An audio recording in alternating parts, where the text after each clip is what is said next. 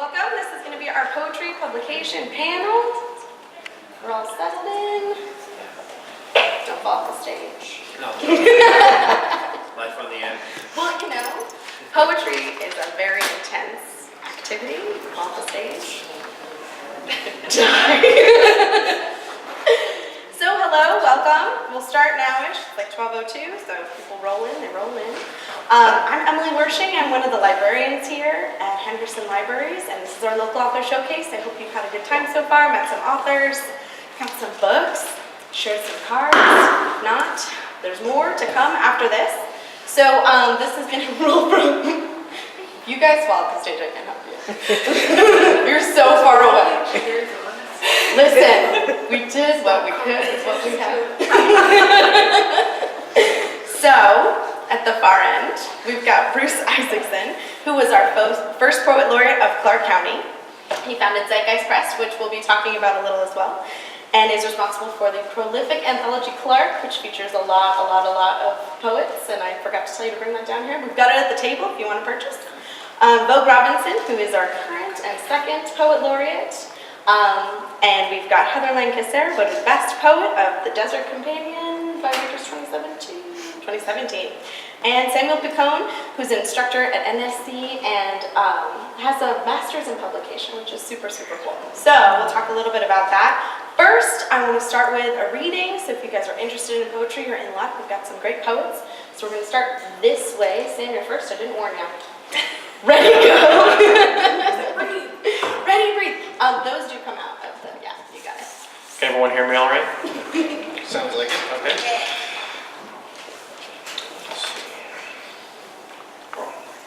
So I'll just read a few from this book. This is my book, Pupa. It came out last year with Inahinga Press. There are some for sale up there if you like what you hear. Let's see, we'll start here. This first poem is called Father, Son. I've filled my flask 100 times in the Pawnee grasslands and tried to forget the way back home on State Highway 71. But I keep driving past the remnants of White Pony Tavern, where he went to dodge the honey-do list, past the ruins of Deerfield Chapel, where he took me after his divorce and said, some things never decompose. I'm telling myself it's inheritance, my driving past. The reason I keep taking women I don't like out to the buffalo sanctuary and telling them I love them when really I'm looking over their shoulders at shadows roaming the empty ocean of grass.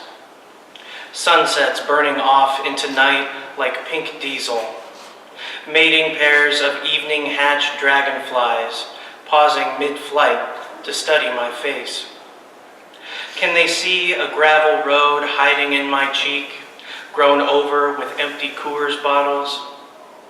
Out here, there's no difference between rubble and prairie. Out here, his roads atlas through me, and I cannot let them go. I bite my tongue at every mile marker. I see the crumbling grain silo a quarter-mile out. There's something buried in the pit he wants me to find. Out here, I know the places to run from. I've already seen them all.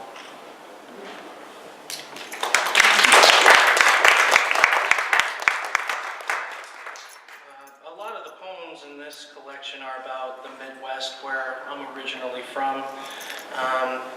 The Midwest gets really bad rap, but I just love how there's nothing out there except you and just grass and corn. There's something about it that is so appealing to me. My wife says that I could be the first mutant, like the first person who likes the Midwest, something that makes me mutant-esque in some way. I don't know. But when I lived out there, I used to drive around as an adjunct professor. I'd stop in these little co-marts that are like feed stores / diners for all the farmers, and just listen to them talk. It was really interesting stuff. But this poem came out of one of those experiences. It's called The Farmer's Talk of Ceres. Just after sunrise at the Radcliffe Co-Mart lunch counter, the day's work already done. Been beyond a rough season. Emerald ash borers come up in the orchards, gutted plums and cherries. Acres of dent corn so stem cankered, every granary in the state is less than half full. Old-timers calling it an omen, proof of half-assed faith in earthwork. A field is like a woman. You have to praise her electric grit if you want her to bloom for you. But what's there to praise when the season's damned from the get-go? When the floodplain fills and the ground swells till rotten? There's no farmer's prayer to keep the earth from falling out of love with you. Sometimes she wants you to grin and bear it. See what a handful of rot really looks like, and be thankful she ever let you hold her at all.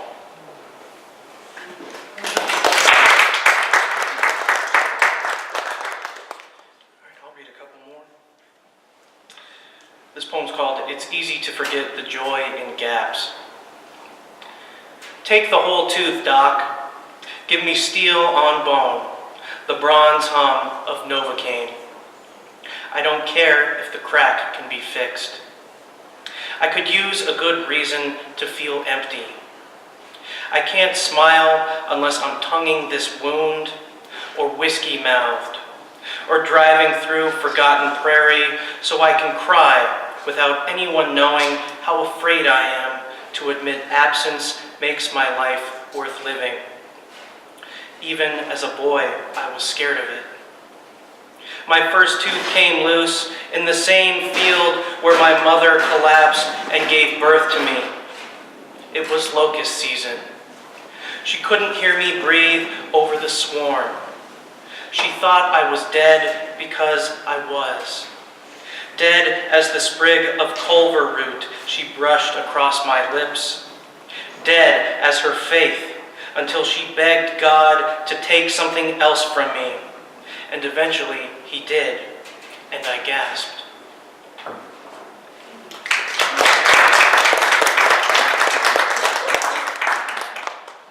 One more. This poem is called Things I Wish I Told My Mother. Thank you for rescuing me from Clint's trailer on the Wilhelm family junkyard out near the Uncompahgre River. I didn't have fun at his birthday party. I shouldn't have slept over there.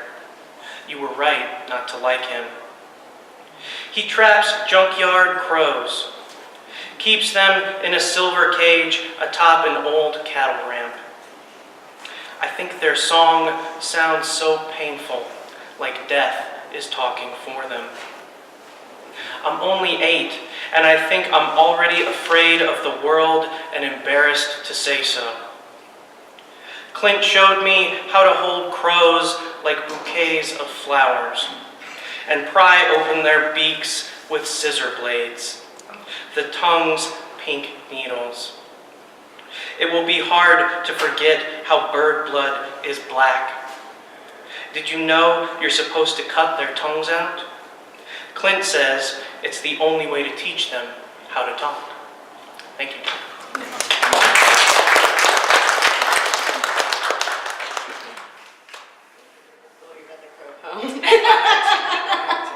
Thank you so much, Sam. We'll have Heather do a reading. Thanks, Emily.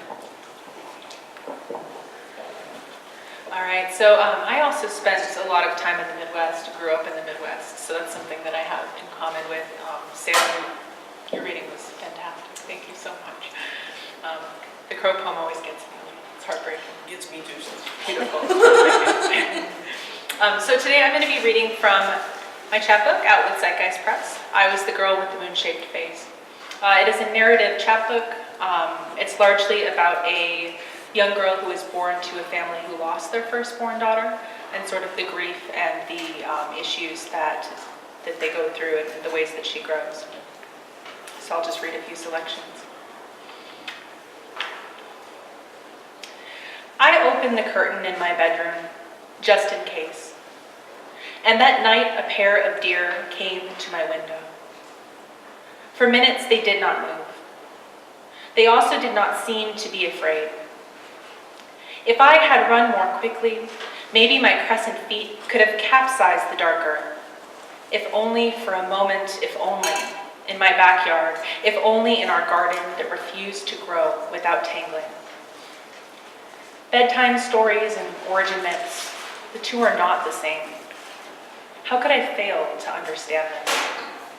Later that night it snowed, and I was cold, and I was still thinking about how some blankets aren't warm. And I was still looking for harbingers of yesterdays, and I was still hoping that my own fallopian antlers might someday become branches, and then hollow, and then something unspeakable, and then 2 hidden lungs.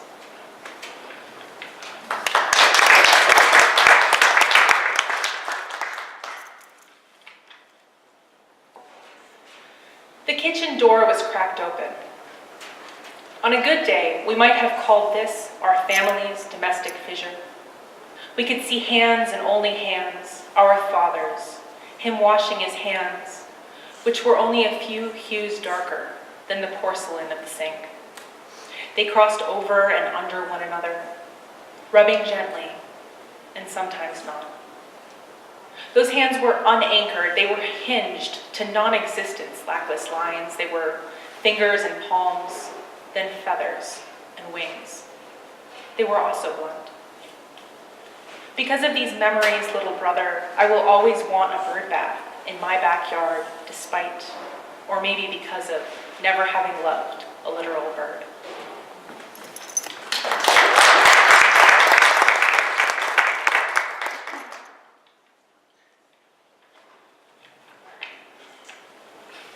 So I'm gonna lighten things up a little bit since Sam and I are bringing the dark part. Emilee's like, I'm never bringing him back. When I was young, I'd ask for Grandma Busha. Pick one or the other, the adults would say. You don't need to say Grandma, Grandma. But there's something about redundancy. Some folks put cinnamon on their tongues and they call it a dusting. They call it anti-inflammatory. To me, it's the soil of certain memories, sprinkled over sugar and over butter and on top of Wonder Bread. It is something that is constant. It is something that is passed down from mother to child, even though we no longer speak the language. Busha isn't Polish, a man once told me. Apparently, it's Polish-American slang. And no one knows where or when it began. But even when our throats are sore and red, we still toast our cinnamon sugar bread, because some things need to be repeated. Thank you. Thank you so much. Now we'll have Vogue. It's weird not to stand. Hi. Yeah, standing would be silly at this point. It's a panel of readers. So Heather said not Heather, Emilee said 3 poems. I don't think she knows the length of Vogue and Bruce poems, but It's true. no. So this poem is called Aunt Juanita. I wanted you louder, younger, more of a confidant, but you stuck to being yourself. A stark example of how God has always wanted me to accept others as they are and see the value, like you did. You were patient. You had to be, because you'd sit outside and listen to my grandma talk for hours.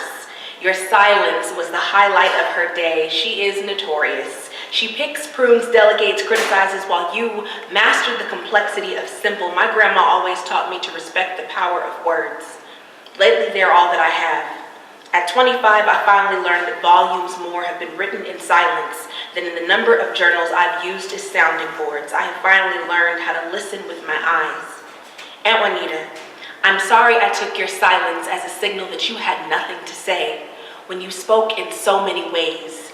Crisscross crochet needles to your own rhythm, spoke in pastels, oil paints, and canvas, in rocking chair sways and whispers between my cousins, laughing at inside jokes, forming bonds with them I will never understand.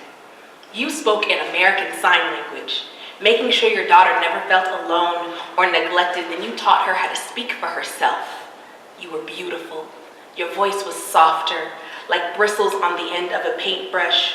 Wind could have found freedom in your wavy tresses, but you kept them wound into a bun, bundled your curves beneath homemade sweaters. Maybe you hid to save my grandma the pain, to quiet her comparisons. I think you were her angel. Instead of being the younger sister always cast in her shadow, you were her guardian, never too far behind her steps. In the end, she says she spoke with the squeeze of her hand and the fall of a single tear. I think you cried because you knew how much your big sister has always needed you.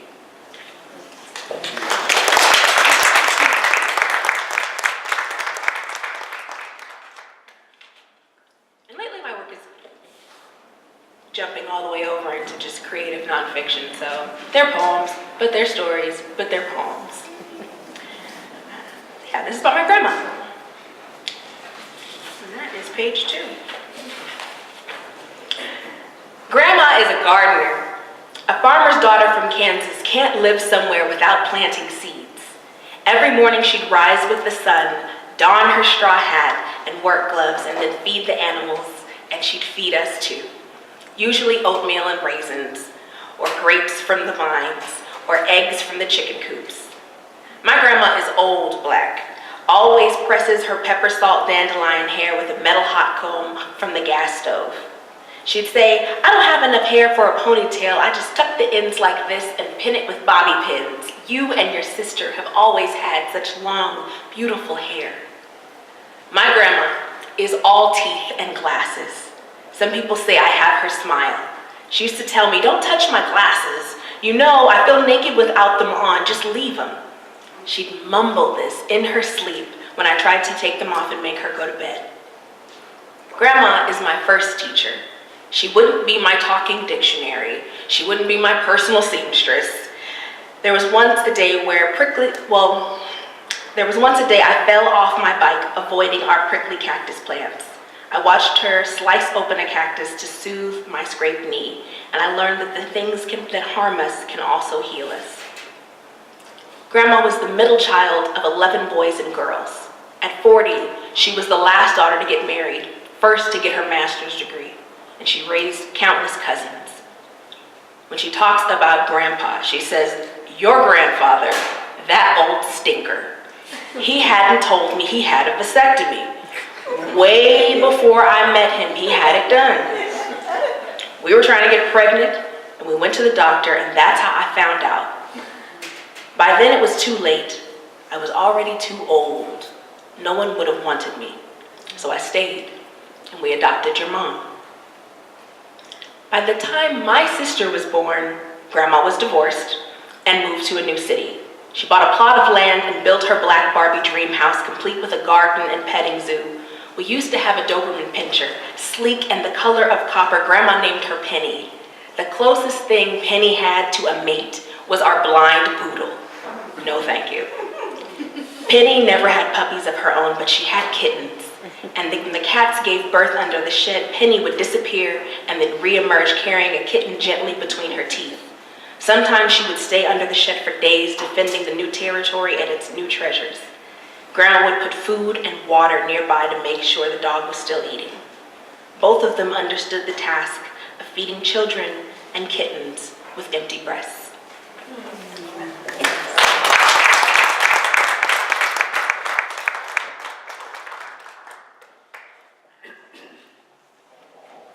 I'm going to try to do this without rolling up. If Thank you you. get it on video. Thank you. So I want to do something a little bit different with the first poem, which is, this is by one of the authors of Zeitgeist Press, Jack Micheline, who passed away on a BART train in the year 2000, but he was an old beat balladeer and unique. And I just want to read one of his. So these are. I'm going to actually going against what Vogue said. I'm actually going to read some short work by him. One poem. This is Jack Micheline's Rock Song. Oh, the dead stalk the corridors of airports. It's the dead that rule this world. It's the dead. It's the dead. It's the God-earned dead. It's the dead that rule this world. It's guys writing poems in the streets of this world. It's them writing poems for us all. It's the sound that comes from deep in the heart. It's the sounds jumping out from the air. It's the dead, it's the dead, it's the God-learned dead. It's the dead that rule this world. Don't let it get you down. Don't let the fear bring you down. That hard rock sound. All of us are born to be free. Well, the dead stalk the corridors of airports. It's the dead that rule this world. It's the dead, it's the dead, it's the God-learned dead. It's the dead that rule this world. It's the face of a child that I see. It's rays of the sun in the sky. It's dogs chasing birds in the grass of this world. It's lovers that make this world free. That's one of our zeitgeist authors. I hope his memory we're keeping alive a little bit. And since I'm doing songy stuff, I'm going to do something. I came up with a new title for this poem, and I wrote it down. Oh. It's called, right now I'm calling it a 1 minute me done me wrong poem.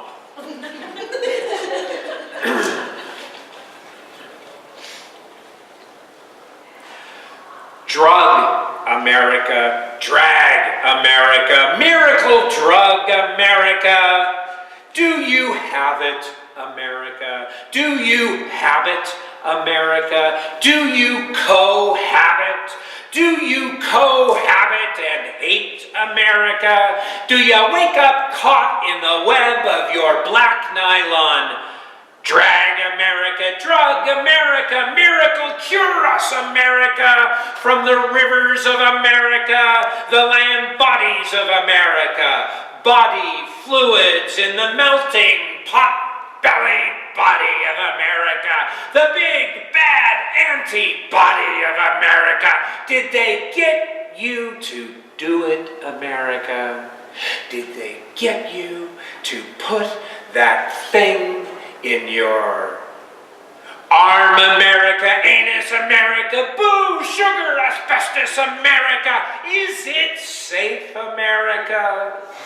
Are you pure, America? And if we need, would you squeeze in tight for the camera, smile, and just say no?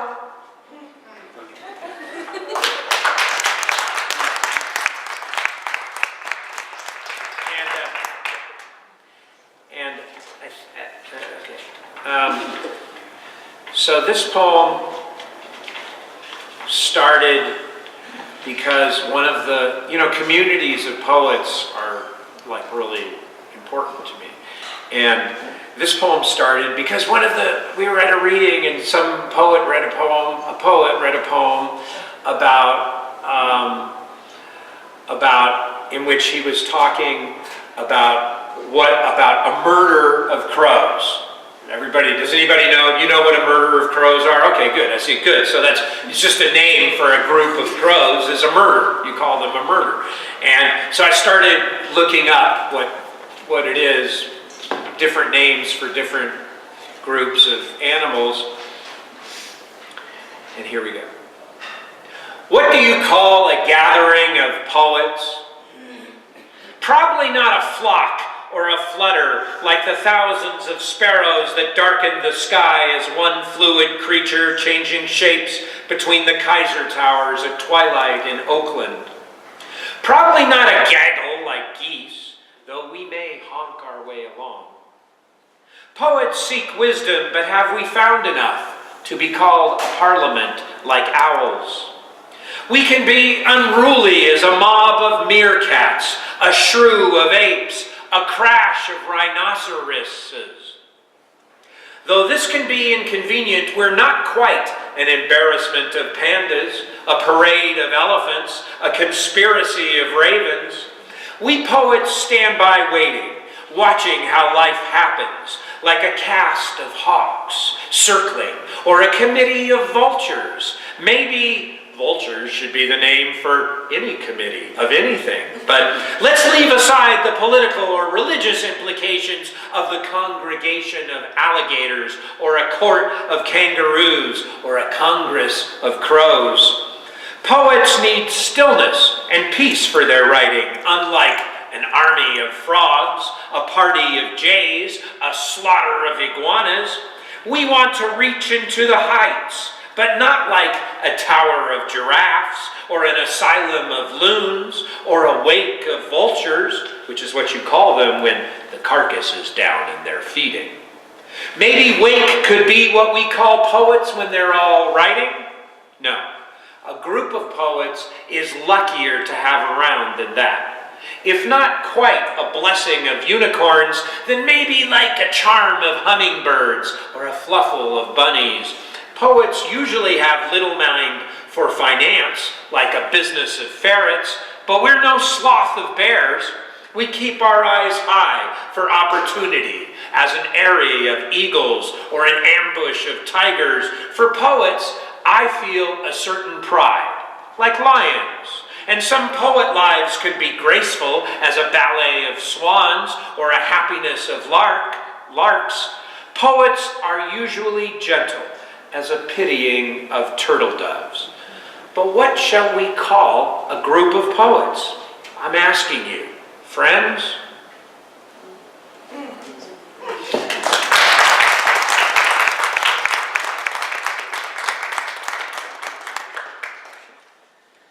Let's give them a round of applause. That was incredible.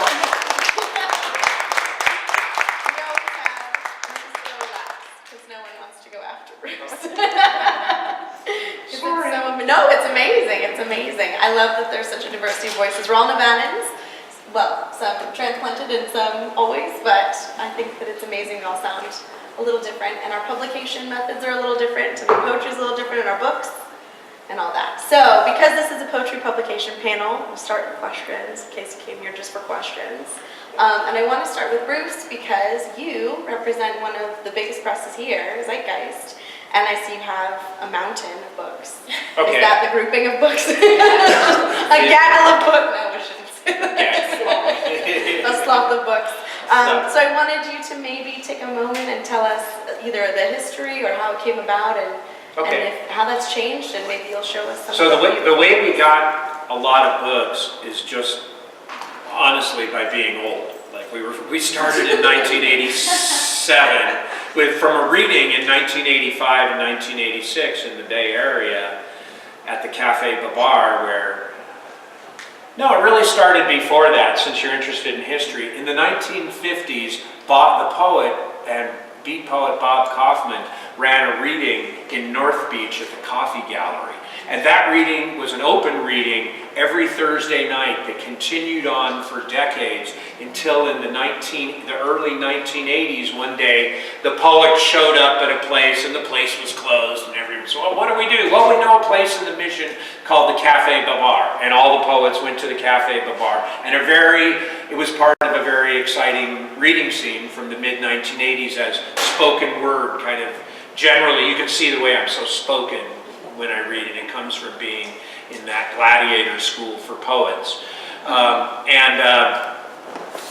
So we started as the house press of the Café Babar, and then since then we just have found, at the core, the mission that creating books is, you're basically saving souls one at a time when you do that, both from the authors and the listeners and readers. And so we just started and hope to just keep going as long as we can. So we're up over 100 books now. We're doing not a lot, but we're doing some Southern Nevada authors. We were lucky to get Heather's book and others, and that's our history. Would you say the press has changed? Would you say the press has changed over time? Do you look for different sorts of things now?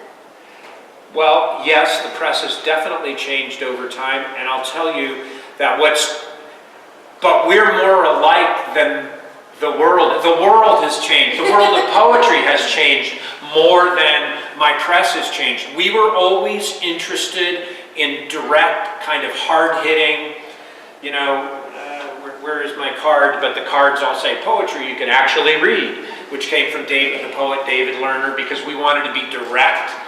And, you know, since that time when there was a large majority of poets who were interested in something different and pursuing a different branch, if you will, I think poetry has come back to being, to bringing the narrative line back into itself, into mainstream American poetry, to the use of humor, was really thought of as not just pedestrian, but it was like you were in the Poconos or something, you know, you were part of vaudeville if you had said something that was humorous.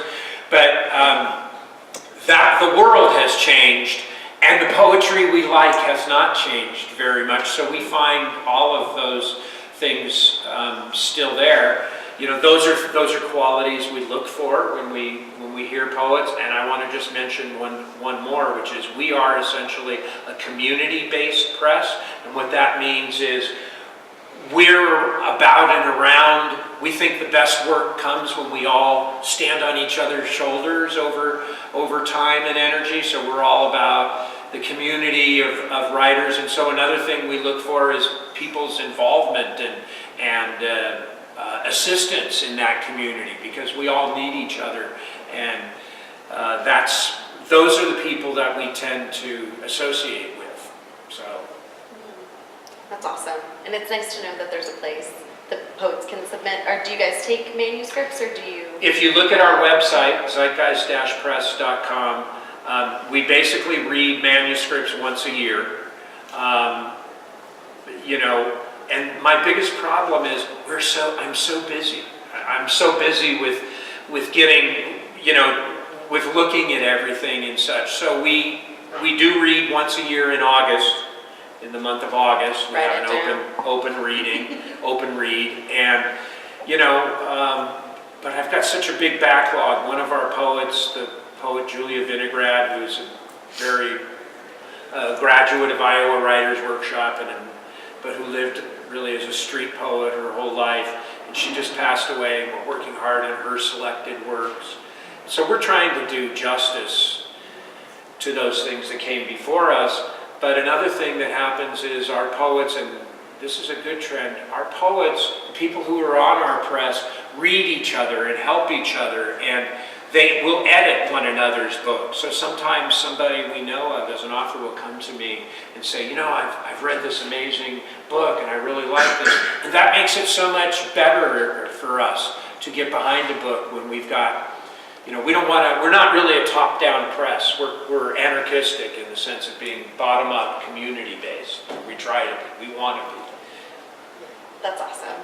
It's part of, I think, the poetry scene here to be bottom-up, that we're all sort of, not even, obviously we all have different experiences, but that we can all be part of the conversation. And there's a lot of open mics. Shameless plug, we've got our Thursday night open mic at Green Valley. I think it's funny that you guys did Thursdays as well. And everyone gets time at the mic. Everyone gets a space to be heard and to share their truth.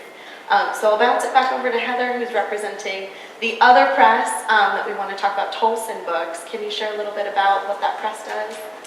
Yeah, absolutely. So Tolson Books, I am the co-publisher along with two folks who live down in Arizona. So it's based in both Nevada and Arizona. And we publish works when we like to see books where pieces make a whole. So for example, collections of poetry, or maybe photos and essays, mixtures of things versus like a novel length or, you know, a full length memoir. So we really like to see how those pieces speak to each other. We look for non-traditional things, we look for quirky things, we like things that speak to place, or very individual aspects as well. It is something that was born out of, I was working for a little while with Serving House Books, and one of my colleagues there, we really wanted to kind of start our own thing. We had a very clear vision of what we wanted to do, and you know, we both just really love celebrating poets and writers. We both really believe in literary stewardship and in giving back to the community that we love so much. And so we've been around for about almost a year and a half, and it's been amazing just to celebrate so many different folks. Jennifer Battisti, who was just voted the best local writer or poet by the readers of the Desert Companion this year. She's one of our poets, Echo Bay. She's here today actually with her book. And Table 3. yeah, one of the kindest people you will ever meet. Sorry.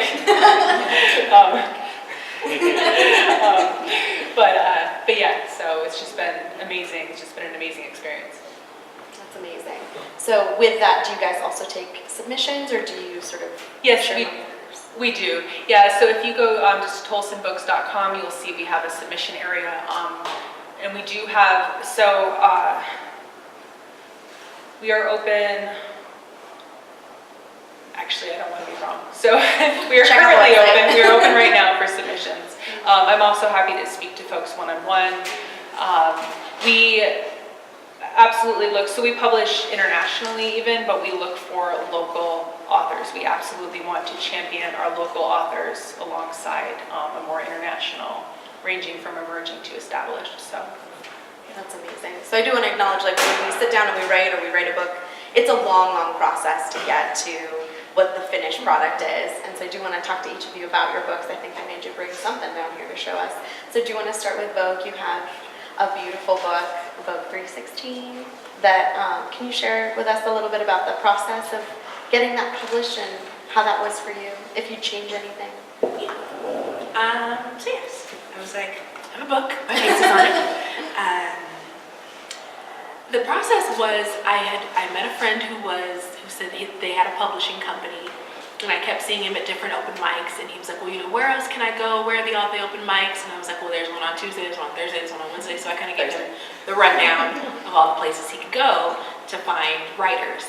And at a certain point, I was like, I want a book. And I was like, well, a publisher's stupid. And I was like, you have to ask. And I was like, oh, I have to ask? I was like, yeah, Vogue, you have to ask.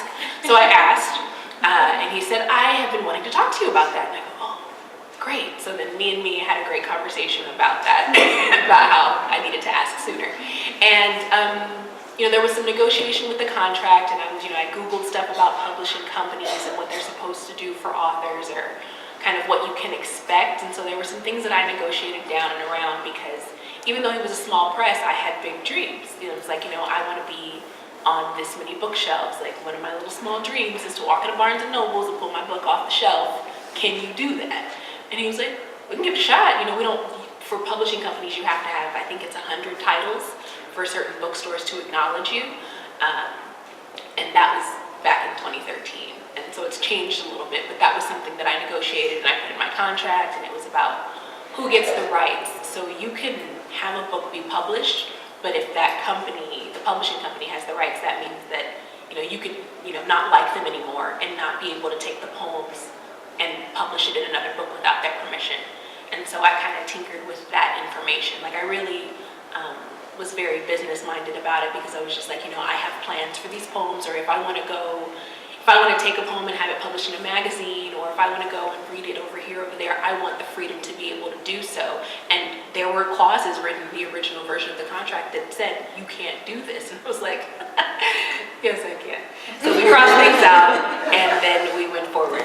But the cool thing about most of the small presses I know, you get a lot of freedom with what the cover looks like, what the typesetting is. It went through 3 different people, edited it in the family.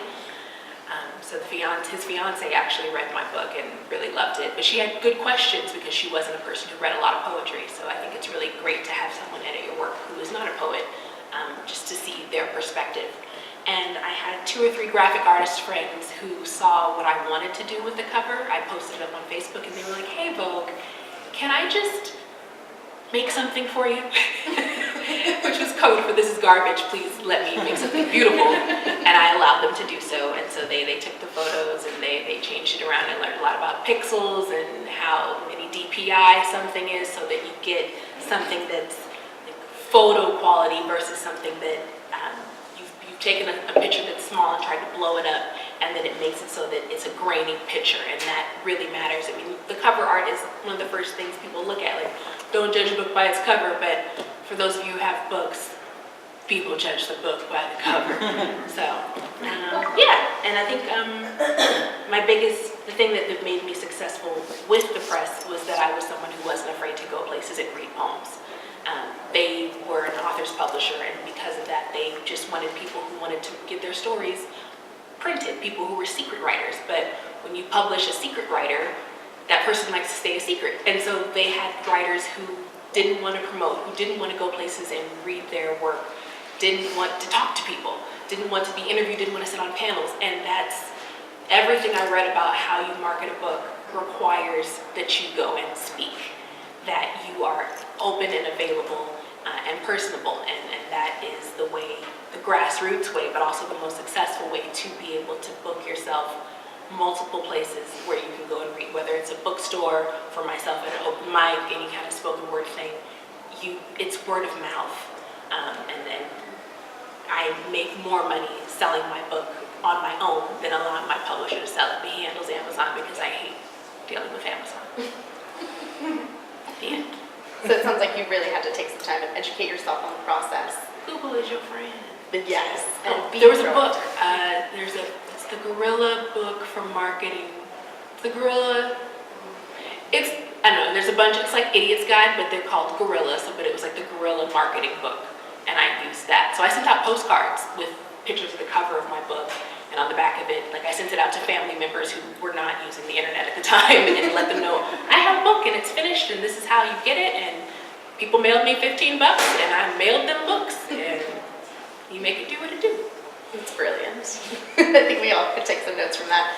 Maybe Google that book. I think that would be helpful. If anybody's looking to be published or get published or in talks, educate yourself. Make sure you know what your contract says.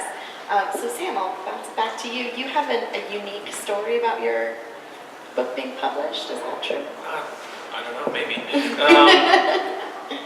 I guess this first kind of started as my graduate thesis, which was, I don't remember, 60 or 70 pages or something. Obviously, it's been culled down quite a bit. It's because most of those poems were garbage. But because I'm not a great self-promoter, when I was sending this out, I was sending exclusively to contests at a handful of chapbook presses, which in my sort of research I came across maybe 15 or 20, because they do a good job for people like me who aren't super self-promoting, to get stuff out and to take care of some stuff for me. The crappy thing about that is those contests are extremely competitive. So this has gone through, I can't remember how many times it was rejected, at least a dozen, if not more. But what I did learn a lot about the publication process, especially in putting this together, was how sort of fluid these texts are. I mean, there are probably 8 different versions of this on my computer, and every time I would get a decent rejection or a finalist rejection, I was like, okay, I know what I can tweak just a little bit here to sort of reframe this and reshape this and send this back out. So it probably took about a year or so to finally get it picked up. Took me a while to write. But when I did, when Nhinga decided to select this for their Editor's Choice Prize, I was really thrilled. They're a press that I've been into ever since I was an undergrad. It's one of the first presses that I ever read from. And there's something about, I like them because they're poets, but they are also artists. All my books are like hand cut and hand printed and hand designed, hand bound. And they're very sort of like, whatever you need from us, just ask and we'll get it for you. They're very good at sort of putting my work out there, because I'm not great at doing that myself all the time. But I think writing a book is so hard. Even a short collection of poems is so hard. It's a process that I think really deserves and requires a great deal of time. If I would have just kept sending out what I originally had, this would have never existed. So it's definitely an object that even once it's in print, I mean, I look at some of these and I'm like, God, what were you thinking? This is bad. Get this out of here. You're so much better now. But if you are trying to put together something, obviously rejection is something that's going to happen quite a bit. but it was the best tool that I had for building this. Getting close and understanding the difference between this isn't good and this isn't good enough is a very important distinction to make. And as I started different projects, and some of that material found its way in here just because we couldn't sort of let this thing go. But it was definitely a long process. I learned a lot in it, but it certainly sucked sometimes for sure. So is this your favorite version? I know there are things you would change, but... No, definitely not. I mean, I like how it sort of turned out. But I'll be honest, there are poems in here that I wrote originally for a full-length book. And I was like, well, I'm out of, I cut all the crappy poems. I need some better ones in here. So those sort of found their way into this. It's who I was when I wrote it. I like some of it, but in some ways it's the equivalent of having an ugly first tattoo. Like, it's there, you can't get rid of it. You might not want to look at it, but it had value at some point, and it still has value. But every time I open this, I'm like, I would cut that. I would change that. Just to. You could go in and cut out all the I could page. get some scissors and sort of. They are hand-bound. Yes, that's true. You could hand unbind them.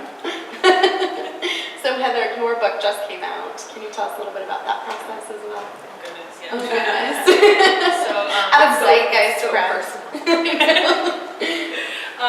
Well, so a few things. I just want to echo what Sam said. I'm going to say it in a slightly more cliche way, but writing is revision. You have to revise, go through, cut things, get people's eyes on your work, make changes, and really submitting my poems as individual poems was a huge tool for me as well, because, when certain things get accepted by places that you admire, it means a lot. And when certain things get rejected, it also means a lot too, because you kind of sort of know at least roughly what kind of work you have to do, even if it's just, a rejection without any notes. But yeah, rejection is huge. It's just part of being a writer. If I go through my submittable queue, which is a tool that folks use to submit, I have hundreds of rejections. I also have lots of acceptances, but I'll bring that up. I teach at Nevada State College, and I'll literally bring up my own submittable queue, put it over to the reject area, have it be all red, and just scroll through and be like, look, it's just part of it. Just keep on working on it. So this book was, parts of it were originally also from my MFA thesis. I went to Fairleigh Dickinson University and earned an MFA in poetry, also with a concentration in literary translation. And essentially, I have had many versions of many manuscripts and was only sending them out to very select places. And Vogue came to me and she said, Heather, you need a book. You're always championing other people's books. You're always, you're editing. I serve as an editor with TLR, the Literary Review. I've told some books now. Back then I had Serving House books. I love to edit, my friends' work. I love to host workshops, things like that. And Vogue was just like, Heather, we need a Heather book. Enough is enough. If I see you help one more person with one more book and there's no Heather book, it was really the push that I need. I'm so grateful. And because of Zeitgeist's, mission for, poetry that you can actually read in this very narrative-driven sense, I said, okay, I'm going to take all of my favorite poems and I'm going to lay them out on the floor, which I've totally done a million times before, but I'm going to figure out what story this tells. And so that's how this was born, it's really a narrative born out of all these different pieces. And I was really surprised to see the way that it was telling a story when I reordered it. And the ways that, this one singular voice was a thread throughout the entire collection. One of my favorite things in the whole world is to take different pieces and order them into a book, whether it's, I had the honor of doing Legs of Tumbleweeds, Wings of Lace. It was an anthology of Nevada women's writing, and got a grant through the Nevada Arts Council and also supported by the NEA. Yay, grants. Yay, grants, right? Yay, grants. Yeah, so grateful, so grateful. But one of my favorite things is to see how pieces speak to each other. And so I became very comfortable in doing that with other people's work, looking at, how might Emilee's poems speak to Vogue's poem, which one should go first, or how much space should be between which poems. And so really being able to take a little bit of distance, because a lot of them were from my MFA thesis, not all of them. And just kind of look at it the way I look at someone else's. Vogue's encouragement really gave me that extra push. And of course, equally Bruce too. So I'm just eternally grateful for the sense of community, and also the way that the Zeitgeist mission really pushed me to find the best version of my work. So. Can you tell us about the cover? Oh yeah, absolutely. So on the cover, there is, you might call it a Russian doll, but it's actually a Polish stacking doll. And my great-grandmother, it's kind of the only tangible physical thing I have left from her.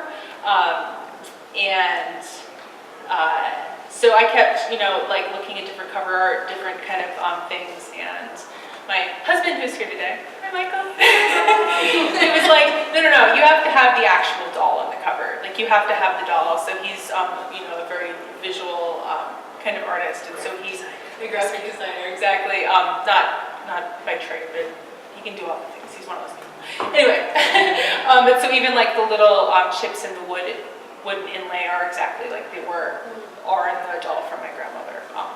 And so it really means a lot to me, and it's one of those things that, I know it and I share it with folks who I feel safe with. Thank you, folks. Put you on the spot. No, I'm happy to. I love our community. But also, people do judge your book by a cover, and stacking dolls are, let's be honest, they're kind of in. People like stacking dolls. They're like, oh yeah, they're kind of, kitschy and fun. So it was this way to pair getting attention for the book with something that was really personal and meaningful to me. Well, that idea of maybe a bad tattoo, but meaningful at the time, though, I think your book is wonderful. Yes. And a meaningful cover, and knowing the quality of a photo that will be good on the cover and able to be made into postcards or other sorts of things. You have to think about the visuals of your work as much as the text, and I think that's a really important thing we don't always think about, or maybe as the last thought. But I love all of your books, are so gorgeous. So Bruce, you have a million books.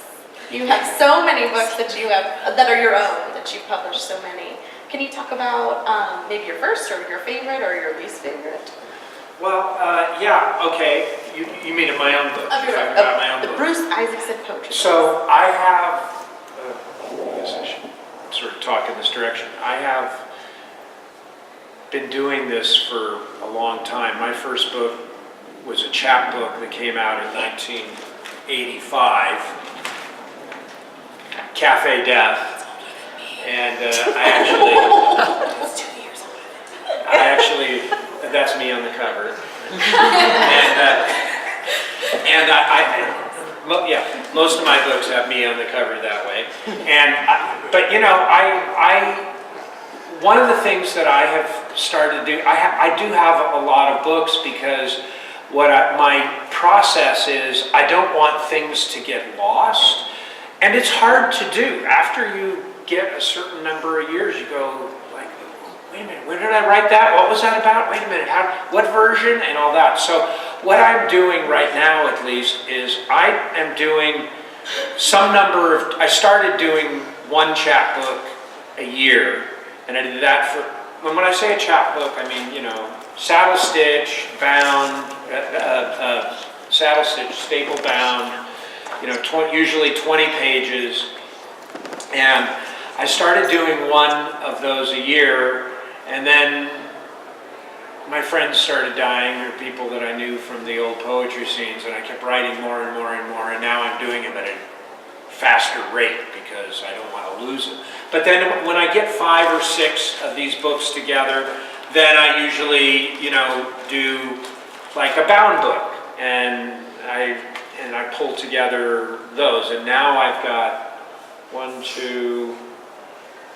or 5 of these. When I say bound, I mean trade paperback, usually 60 pages minimum, 60 to 100 pages depending on the book.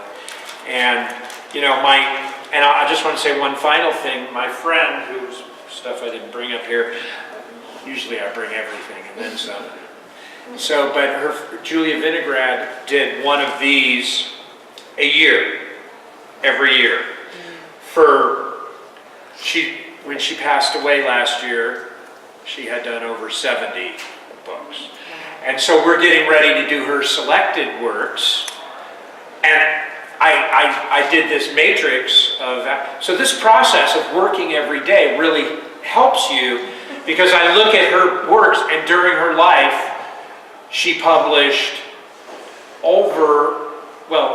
her first books she did 3 10-year selected work, 5 selected works of every 8 to 10 years, okay? And then she had done 4 books like this since her last selected works when she passed. And I'm like, working from her selected work, she has over 830 pages of work. And I went through, and I like her work, and I went like, oh, okay, so I'm going to end up doing this book. It's going to be 612 pages. So I got to select down even more. But this process of building your writing that way, seconding what Sam said, because I do the same thing. I go into my books, and I'm like, no, each version, I'm like, no, I cross those words out, I find out I can change, oh, wait a minute, there's a better adjective for that. So it's your writing is a living, breathing thing. And there's nothing wrong with that. It's important to love it as it develops and help it become the best thing it can be. And that's really, to me, the biggest imperative, the most powerful imperative. That's beautiful. It's so well said. And here we have 5 minutes. So before we disperse, I had so many more questions for you guys, but yes. Before I open it up and let you find folks ask questions, is there any events? I know we sort of mentioned the poetry as a community. Open mic nights really helped you build your own collection. You guys kind of meet and have good works together. Is there something you guys want to mention? Who's taking it? Yeah, I'll do the first Or we can go one. around. We can do. Yeah, I'm sure. I'll do April 5th. We're doing something a little bit unusual for our Poetry Promise reading series. On First Friday, in conjunction with Nevada Humanities, we're bringing 2 out-of-town poets who also have local connections. Jan Steckel, who's a Harvard-Yale trained pediatrician, fabulous poet, she just published a brand new collection. Sid Stewart, who is an actress and screenwriter working in LA, but her mom lives here and she's back and forth from Las Vegas. We just published her new book, and those 2 poets will read with James Norman, who just published another book on Zeitgeist Press, his first book, a wonderful book called All the Fire Escapes to Heaven in One Room. And Ms. A.V., who is a wonderful writer who has been co-running the Nevada Humanities series. And so we're pitting poets from out of the area with 2 local poets. They'll be there at First Friday at Stinko's Flowers. And so that's one thing. At 7 p.m. Yeah, 7. There's flyers out at our tables. There, Vogue was good enough to bring flyers. So, do you want to mention something? No? Thanks, Emilee, for printing flyers. Yep, we have flyers. So 2 things real quick. So yes, this upcoming month we're pairing, I run with Miss Ivy, the Poetry Matters Nevada Humanities series. So every first Friday of the month downtown, normally it's in the Nevada Humanities Program Gallery, we run a reading series, and we're thrilled this upcoming month to celebrate Poetry Month to be combining with Poetry Promise for like a giant celebration at Stinko's. It's going to be amazing. I really hope you folks can make it. But that is, so we do run a smaller version of the series in the beautiful Nevada Humanities Gallery every first Friday of the month. And then also over at the Green Valley Library every 2nd Thursday, so every 3rd Thursday is the open mic. Every 2nd Thursday there's going to be, starting in April, a nuts and bolts poetry workshop. So where you bring a poem and we sit in a peer capacity and we work with each other's work and edit it and give feedback. And that's so important to the process of writing and growing as a poet and as a writer. So if you are interested in a workshop sort of experience every 2nd Thursday of the month over at the Green Valley at 6. 6 o'clock. And Heather will be running those. So if you like Heather, come hang out. She's the best. No?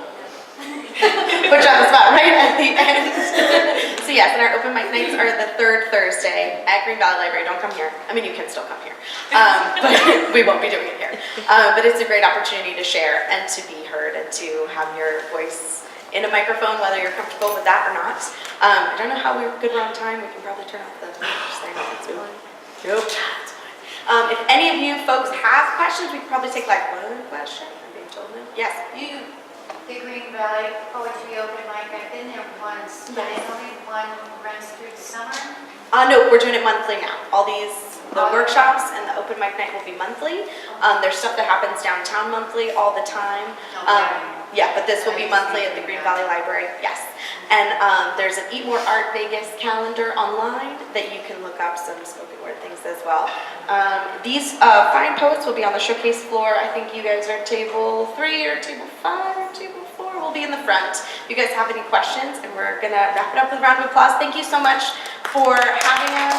And